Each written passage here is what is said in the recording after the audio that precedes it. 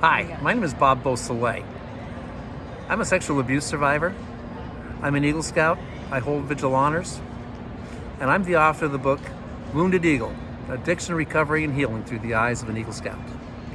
The purpose of the book is just one thing. When I realized on May 10th of 2023 that I had been the target of a pedophile, my entire world blew apart because I didn't realize what was happening to me. And I want to bring you an idea of what your life can look like once we get on the other side of this. The idea here is to bring hope, love, and compassion for the other survivors of abuse. That's my mission in life today. So let's start with the basics. I grew up in Northwest Montana. Lovely family. Alcoholism does not run in my family. However, I am a sober alcoholic. That changed for me in April of 2004 because my relationship with alcohol had now reached the point that it was killing me. It killed my family, it killed my career, and if I wanted to stay alive any longer, I had to do something else. So I got sober, and here we are today. I was sober for 19 years before I actually understood what was going on with Bob and the true root causes and conditions of my addiction. And it was a long path.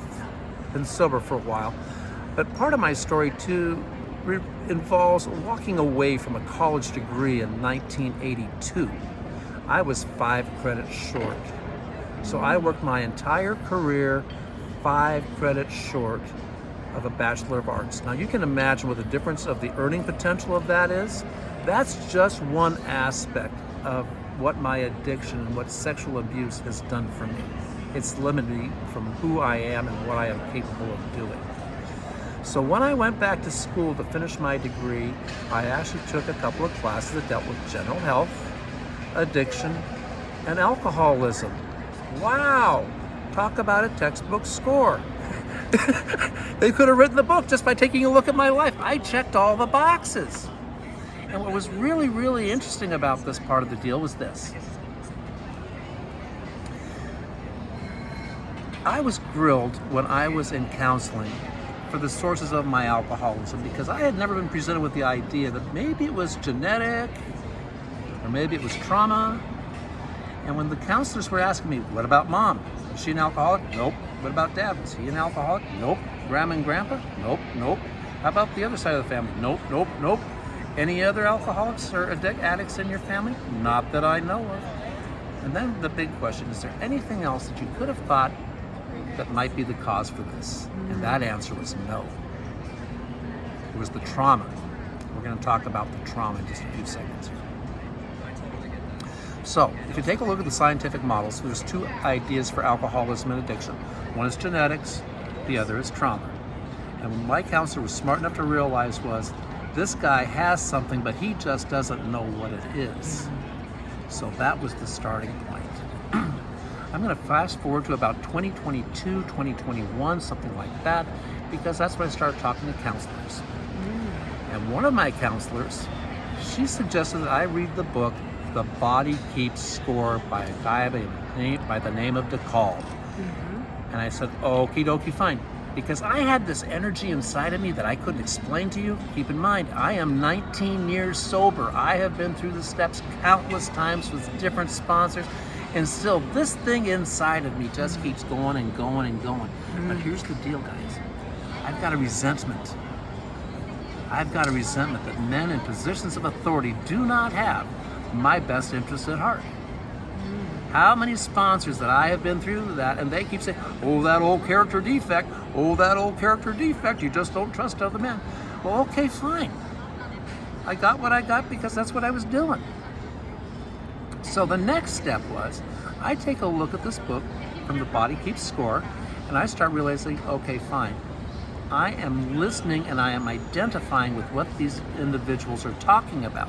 Their experiences are different.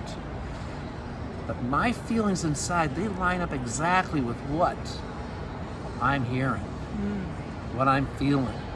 And I've been through a program for a long time that says you look for the similarities and not the differences, and you will find a program going to bring you to a happy, joyous, and free life. So it's like, okay, fine. So I get the idea that I've got some PTSD. I just don't know what it's from, and I start digging into it. The next person that I talked to was my healthcare psychiatrist team. I'm going to set this up for you. That conversation happened on May 10th, 2023. But here's the kicker, folks. 3 days earlier, I was up on the Olympic Peninsula, that little pointy part up there in Washington State, you know? Yeah, the trees are big, the salmon are huge, and that's where we go fishing at, that kind of a place. So I was up there on Mora Beach, looking at the sunset over a beautiful ocean, listening to the rocks roll across the rock, and I am making a deal with God. And I say, I am going to go to any length to figure out what the heck this thing inside of me is. Where is it at? What's going on? Any length. So, okey-doke. I come back to Portland. I have a healthcare appointment on the 9th. I'm in good shape for the shape I'm in. Remember, I am 64 years of age. And then the next day, I have another conversation. And that's with my psychiatrist. Now, I liked her right off the bat. We'd had a couple of appointments just to go get to know each other. We agreed that this was going to be the first working appointment that we were going to have. So, me being the alcoholic that I am, I'm going to beg desperately for help, but I'm going to play cat and mouse with you because I don't want to be rigorously honest. Okay? That idea, catch any ideas? So, but what I did have was willingness. And I had a certain amount of openness. I just had to uncover it. The last question that she asked me was, what have you been avoiding? My response? Nothing. Nothing. Got it all out in the open. We're good here. We're good. I'm good. Typical alcoholic response. I am giving an opportunity to get honest and open with somebody, and what do? My shame, my guilt, and my fear keeps me in my box for another day. Well, I thought it would, but it didn't. Because here's the problem. It lives between here and behind these eyes. It's my head. It's my thinking.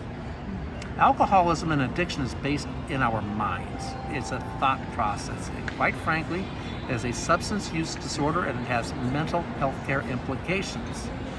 Learned that from school. Did not learn that in the rooms. I learned that at college.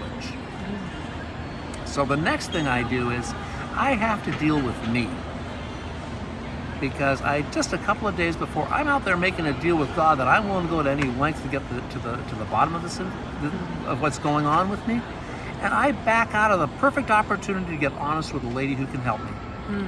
Sound familiar? Well, here's the problem with that.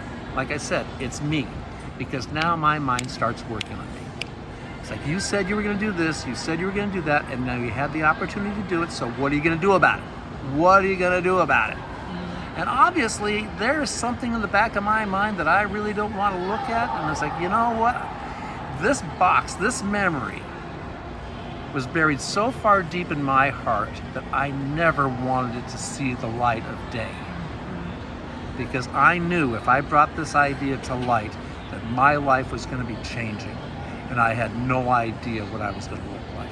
And that, my friends, is how fear impacts our lives as sexual abuse survivors. We are limiting. We are self-limiting to who we are and what we can be because of our guilt and shame and our remorse of what happened to us, what we were a part of. And that's what happened next. I was in enough agony that night that I said, heck with it, you know what? And I typed a man's name into Google along with BSA and Montana, and all of a sudden right there in front of me was a truth that I did not want to face. It was in the Great Falls Tribune. I was almost boy number 3. And believe me, folks, that will leave a mark on me. When I came to that realization, I had a spiritual epiphany. And for those of us who have been sober for any amount of time, we realize the idea and the power of the spiritual experience. It's discussed at great length. The obsession of the mind, the spiritual body, and the Physical allergy is what defines my alcoholism. And here I have in front of me, I'm trusting God with everything I have inside of me to be able to do for me one more time what I am unable to do for myself. And I look at this material, and you know what I did? I got on my knees. And I prayed that God, the spirit of creation, can do for me what I could not do for myself now that I was ready, willing, and able to do the work that I came here to do. And I let it all fly. And that's going to be the next part of the conversation, is going to be the spiritual experience of the night that I had when I realized that I was almost boy number 3. And I was not making all this stuff up, it was real. And I'm also going to talk to you about something else, the physical conditions that I was living with for 2 years previous to May 10th of 2023. So we're going to close it with this for this episode. Again, my name is Bob Beausoleil. I'm an alcoholic. I'm a sexual abuse survivor. I'm an Eagle Scout, and I hold vigil honors.